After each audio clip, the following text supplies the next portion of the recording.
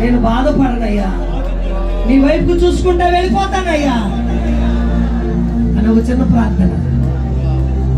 ఏసేపు చూడండి, పరు ఏమంటాడంటే, నువ్వు తప్ప నాకు ఇంకా దిక్కు నువ్వేనయ్యా, ఈ దేశానికి నువ్వేనయ్యా. ఏసేపు కోసం చూడండి, ఇటు ఐగుప్తులో పనిచేస్తాడు, ఇటు కానాన్లో పనిచేస్తాడు. పరిశుద్ధాత్ముడు నీ కొరకు ఎక్కడైనా పని చేస్తాడు. నువ్వు ఎక్కడే ఉంటావు, నీ కొరకు ఎక్కడెక్కడో పరిశుద్ధాత్ముడు పని చేస్తాడు. ఎవరెవరితోనూ మాట్లాడతాడు. ఆయన ఏమేమో నీ కొరకు సిద్ధపరుస్తాడు. చేతులపైకి ఇద్దామయ్యా, కృప కావాలయ్యా, నేను నిజంగా బ్రతుకుతానయ్యా. నీ కొరకు ఒక చిన్న ప్రార్థన చేయాలని నేను ఆశపడుతున్నాను. ప్రేమగల తండ్రి, ఎంతమంది నీ బిడ్డలు నిజముగా వారి హృదయాలు తెరిచి యేసేపు మీద ఉన్న కృప కావాలని ఆశపడుతున్నారు.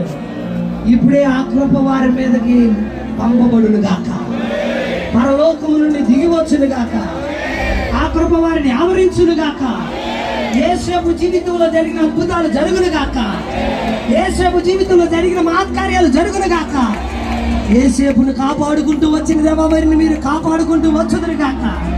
వీరి కొరకు మీరు సిద్ధపరిచిన సమస్త ఈవులను అనుగ్రహించుదురు గాక.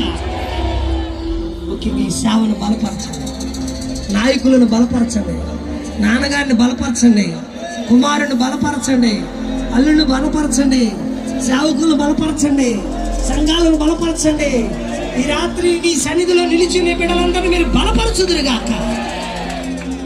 ఇంత ఆశ్చర్యకరమైనటువంటి పరిచర్యలో నేను కూడా పాలిభాగస్తున్న భాగ్యం నాకు ఇచ్చినందుకు స్తోత్రం. బిడ్డలను దీవించండి నాయన, యేసు నామములో వేడుకుంటున్నాము తండ్రి. దయచేసి ఒక్క నిమిషం అందరూ కూర్చోండి. సంతోషమే సంగీతమే మనసు మారిన సంతోషమే.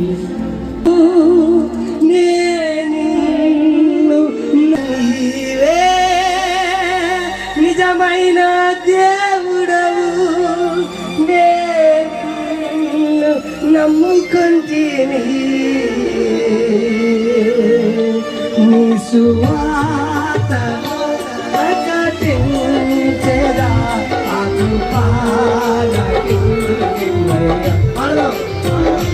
నీ సువార్తను ప్రకటించెదా,